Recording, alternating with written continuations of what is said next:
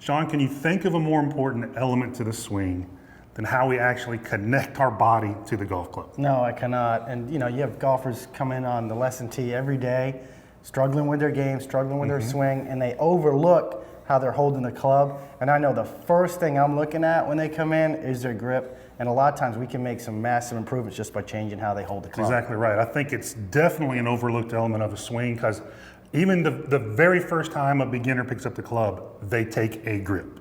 Yeah. So we want to kind of go past a grip and start to look at a really good grip. So a really perfect grip is going to help you not only add distance to your swing, but a lot more consistency.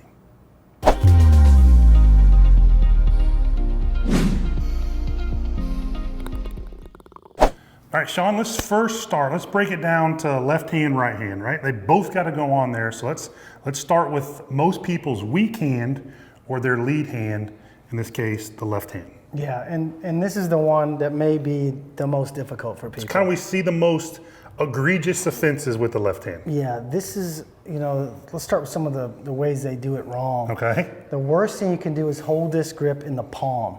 So it'd be like if I was going to putt, and everyone's heard of putting the lifeline. A lot of golfers are holding this club too much towards the lifeline of their hand.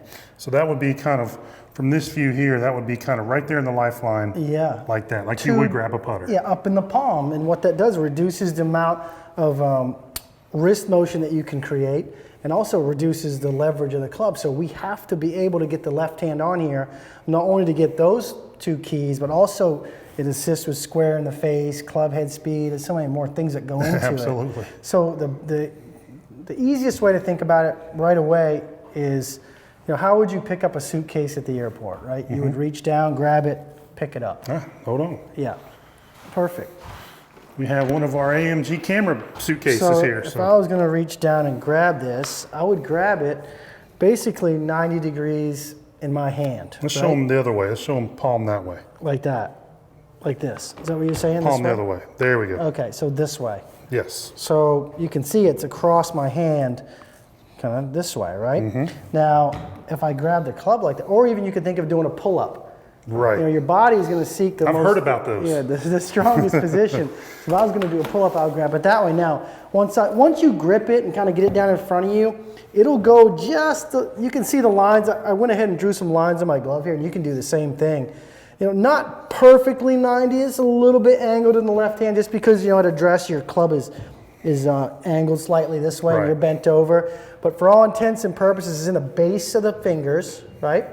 And once you draw that line in there, you can start to work on your grip and make sure it stays in that spot. Now, one caveat to that, I put an X here.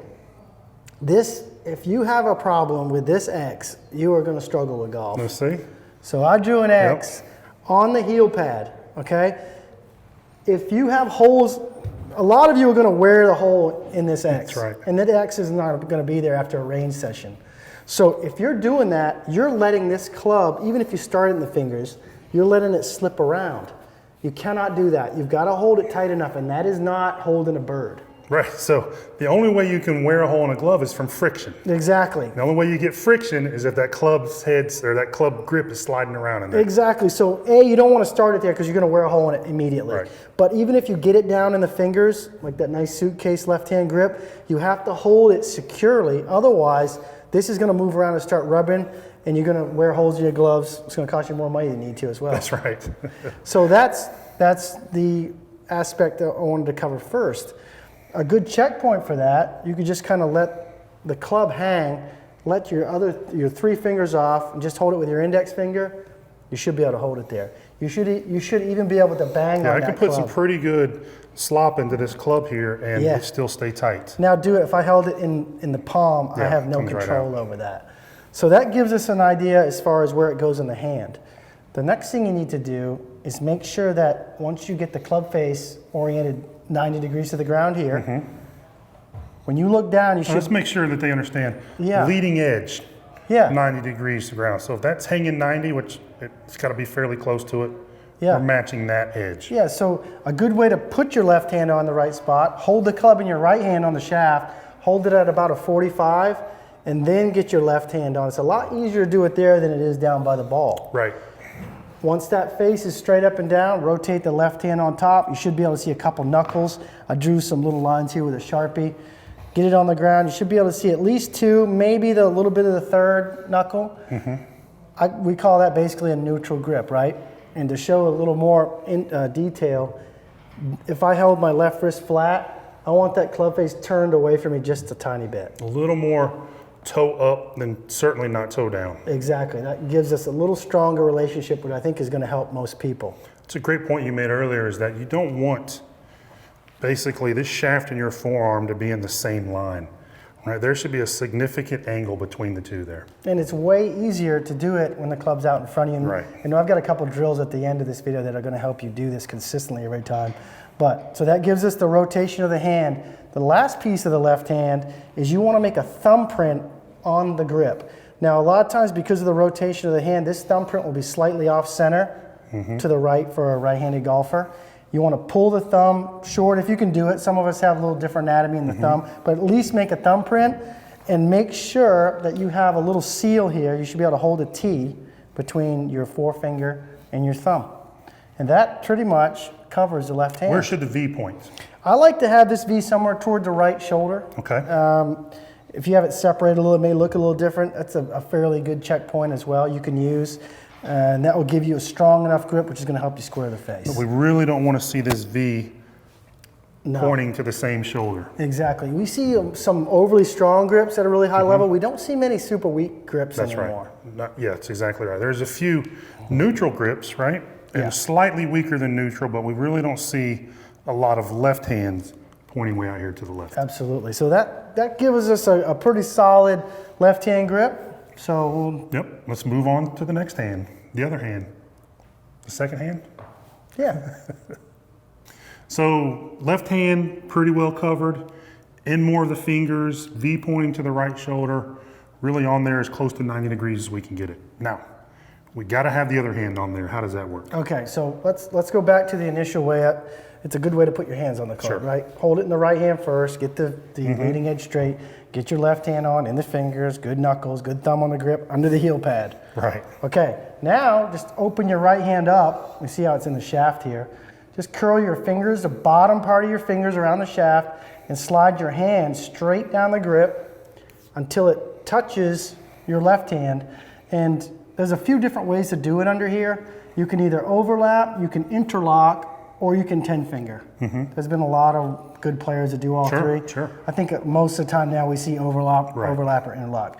The key though is to get it down in the fingers of the right hand, even a little bit lower in the fingers than you had the left hand. This is more of a finger grip, okay? You're gonna wrap your right hand over the top of the left thumb. It's gonna fit almost like a puzzle.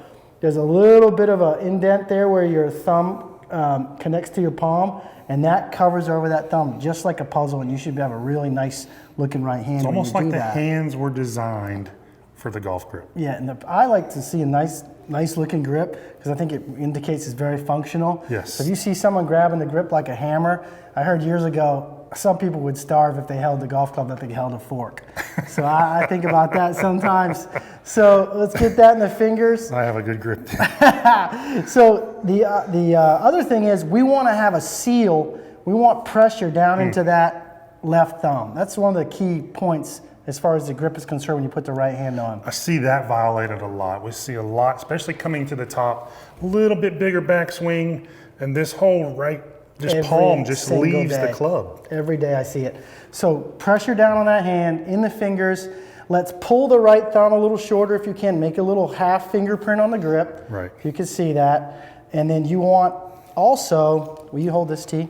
Stick it right between my thumb and forefinger way up high. You ought to be able to hold this T up there. Yes. Okay, that almost like they're stitched together, the thumb and the forefinger. Last but not least, I like to see a little trigger because I feel like it gives you a really good sense when you're swinging, having a little pressure on that finger to get a little more control on the club face.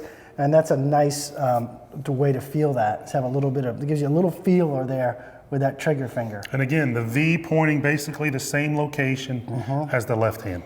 Yeah, absolutely. Now, last but not least, I mentioned it one time, holding it like a bird usually will not cut it. It won't work. So sit it down here level with the ground. Let me have it. Let me have your club head. If you hold it too loosely, I could pull it out of your hands. That's right. That's a bird. Yeah. If you death grip it, that's not good either. Because then my shoulders get tight. That's right. We want enough, because this club is pulling on you during the swing, we want enough grip pressure to be able to resist that. And guys, you know, you want to learn, and this is a skill you need to learn. You want to hold it tight enough so where Mike can't pull it out of my hands. I can have a fairly secure grip and still have some looseness in my wrists where they can move. And I don't want to lock my shoulders up. And forearms and elbows, yeah. Absolutely. So you want to be able to feel that motion with a fairly, not tight grip pressure, but secure without tightening everything up. That's right. So that gets our hands on the club in a really professional looking manner. I think now we'll talk about some of the drills that we can work on to get it. Let's do some drills to lock this down. Perfect. All right, Shaun, what are two real simple but highly effective drills to kind of put this grip into play? Okay, the first one is going to help you get the left hand on correctly, which is the one that everybody, a lot of people have a hard time with. Yes. We call it the Ricky Fowler or Adam Scott drill. You may have noticed this, but you may not figured out what they're doing. When I show it to people, like, oh yeah, I saw him doing that. I don't know what he's doing.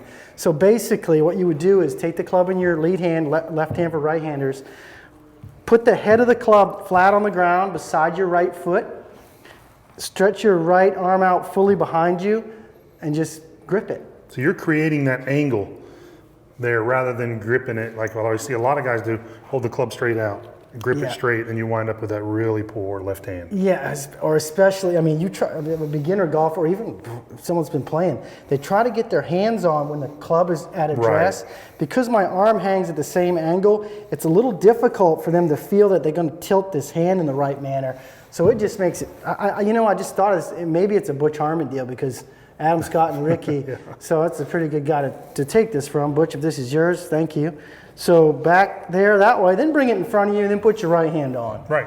And now, when you bend over to hit the shot, you've got some of this, I think we called it dish angle years ago. It's like this offset angle between the left arm and the club. If you're doing this, 100 times out of 100, you're wearing holes in your gloves and you're too diagonal in the hand. It's tough to do. There are a few players in the history. Mo Norman comes to mind. Yeah. Bryson DeChambeau kind of has that look. Those guys are the exception. We're talking about the grip that's going to really suit most of the masses out there. It has for years. Has for years and will continue to. So that gets our hands on it the right way. The drill I'm going to show you next is going to be a good checkpoint for during the hit. Right. What good is it if at impact it's not correct? That's right. So what I'm going to have Mike do, I'm going to take my grip. He's going to slide 2 T's in my. This first one's going to go right under his. Put it. right in there. the palm side. Yep, right there. So I'm having to press down with that heel pad to keep this T in place, and then he's going to put another one right on top of my left thumb. Let's lower the hand so they can see where I'm putting it. Just right in through there. Go ahead and grip it. Try to set up on top of that. Yep, very good. You're losing it there, right there. Perfect. Okay. Now, what you can do, you don't need to hit balls at first, but I should be able to make swings all the way back and all the way through, and those things should not move. What a lot of you are going to do. I bet you you'll drop both of them. You'll drop both of them right here. Yeah. I'll teach 1,400 golf lessons this year in that range, something like that. A big majority of them are going to drop both of those tees. So. When I had one of my first golf lessons, right, when I gripped the club, basketball player, didn't know any better. I gripped it way down here like a home run hitter. Yeah. And the very first time I made the backswing, this old pro put pine straw needles in the same place we just put the tees. Everything fell out. Absolutely. I was like, well, how can you possibly hold those? Yeah. And he showed me the grip, and I was like, well, that feels way different.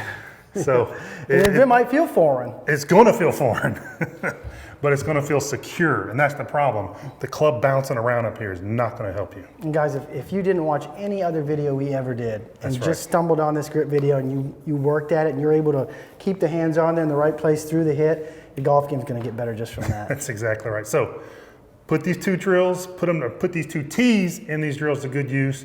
Start gripping the club like Adam and Ricky, and be much better for it. You're going to have a very good chance of hitting that solid contact square club face whenever you step onto the first tee.